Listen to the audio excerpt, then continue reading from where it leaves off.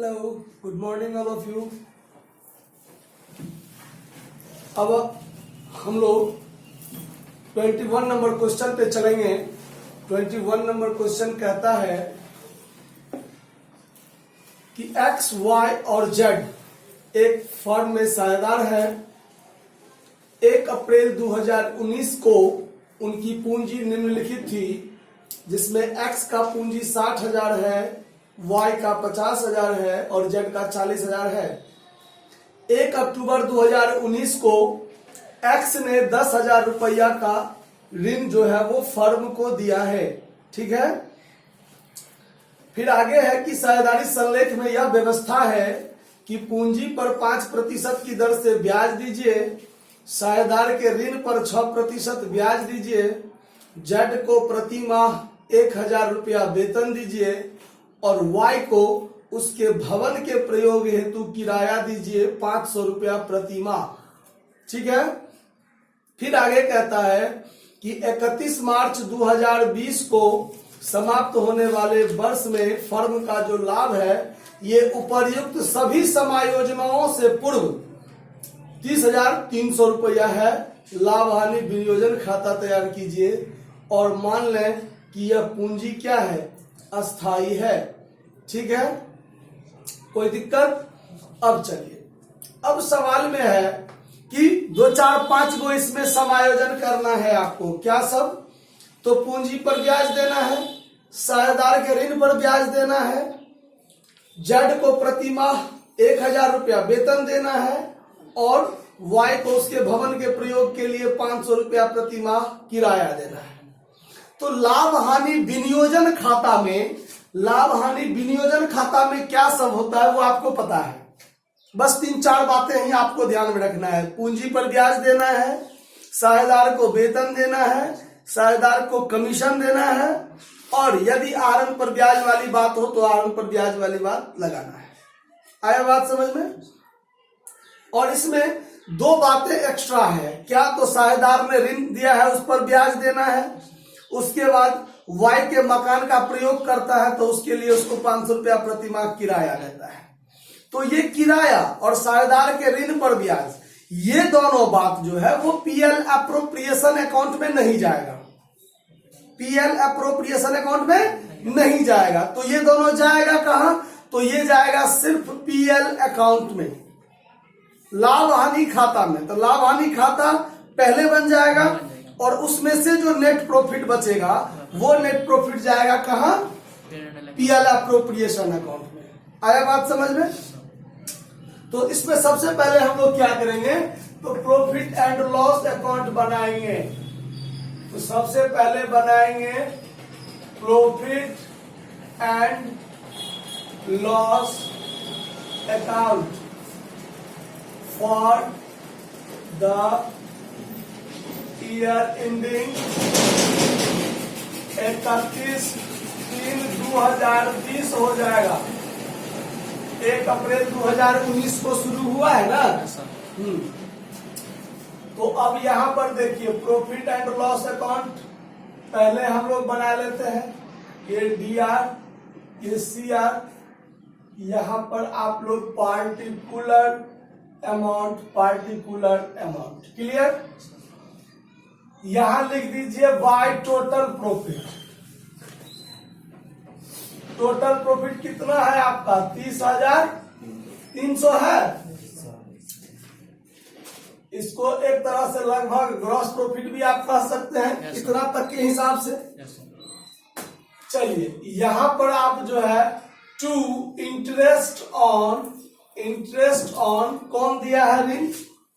ऋण दिया है एक्स, तो एक्सेस लोन कर दीजिए। ठीक है। तो ऋण पर ब्याज कितना हो जाता है? कैलकुलेशन करते हैं हम लोग। तो 10,000 पर 6% का ब्याज दीजिए और 1 अक्टूबर को दिया है तो अक्टूबर, नवंबर, दिसंबर इधर, 3 महीना उधर, 6/12 होगा कि नहीं होगा?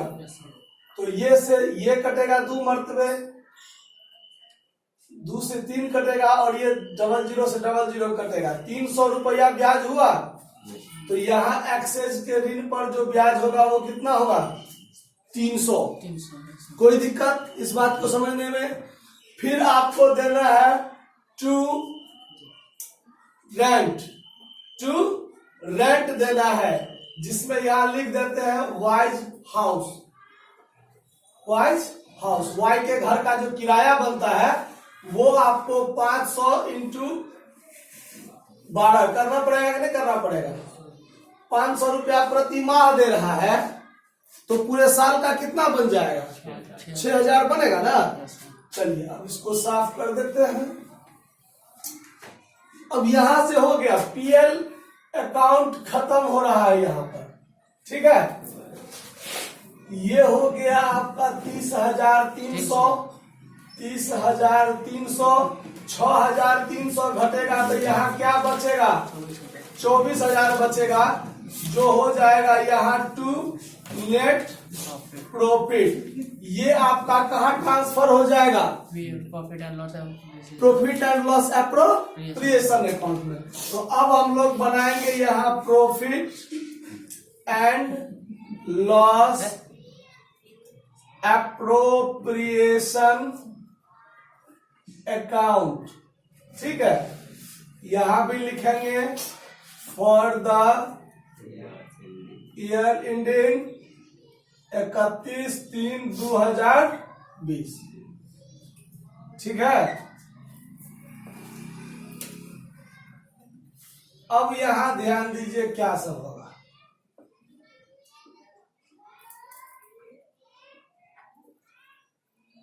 अब ये नेट प्रॉफिट यहां चला आएगा, यहां लिखेंगे बाय नेट प्रॉफिट कितना है? 24,000। अब काम होगा कौन कौन चीज का? तो पूंजी पर ब्याज देना है उसका, साझेदार को, जेड नाम का साझेदार है, उसको 1,000 रुपया प्रति माह वेतन देना है। तो लाभ हानि विनियोजन खाता में जाने वाला ये दो ही बात है मात्र, क्योंकि कमीशन का चर्चा नहीं है, आरंभ पर ब्याज का चर्चा ही नहीं है, इसीलिए। तो यहां लिखेंगे टू इंटरेस्ट ऑन कैपिटल। साझेदार है एक्स, वाई और जेड, तीनों साझेदार है ना। तो तीनों साझेदार को पूंजी पर ब्याज मिलेगा 5%। तो 60,000 का 5% हो जाएगा 3,000 एक्स के लिए। उसके बाद 50,000 का 5% 2,500 वाई के लिए, और उसका है 40,000 का 5% कितना? 2,000 जेड के लिए। तो 2 2 4 3 7 7,500 ये हो गया आपका, क्लियर। उसके बाद देना है सैलरी देना है ना, जेड को सैलरी देना है। तो यहाँ लिख देते हैं टू जेड्स सैलरी 1,000 रुपया प्रति माह देना है। तो 12 महीना तक देना पड़ेगा ना। तो 12 महीना तक देंगे तो कितना हो जाएगा? यहाँ 12,000। काम खत्म, सारा बात खत्म। सवाल में जितना भी एडजस्टमेंट करना था सब कर लिया हमने। अब हम लोग यहाँ टोटल करेंगे। ये टोटल हो गया 24,000, यहाँ भी 24,000। 24,000 में से 12 और 7 19,500 इसमें से घटाइए। तो 500 जोड़िएगा तो 20,000 और 4 जोड़िएगा तो 24,000, यानी घटा के कितना बचेगा? 4,500 बचेगा। ये चला जाएगा कहा? पार्टनर्स कैपिटल अकाउंट में। तो इसीलिए यहाँ क्या लिखते हैं? Two partners capital account. Post में लिख देंगे हम लोग प्रॉफिट, और ये साझेदार एक्स वाई जेड आपस में क्या कर लेगा? बांटेगा। तो आपस में बांटेगा कैसे? इसके लिए सवाल में कोई भी रेशियो का चर्चा नहीं है, कोई भी अनुपात नहीं है। अगर अनुपात नहीं होता है तो हम लोग क्या करते हैं? बराबर बराबर बांटते हैं। तो 4500 को बांटेंगे तो 1500 इसके लिए, 1500 वाई के लिए और 1500 जेड के लिए। ये सवाल आपका क्या हो गया? क्लियर हो गया। कोई दिक्कत इस बात को समझने में? चलिए।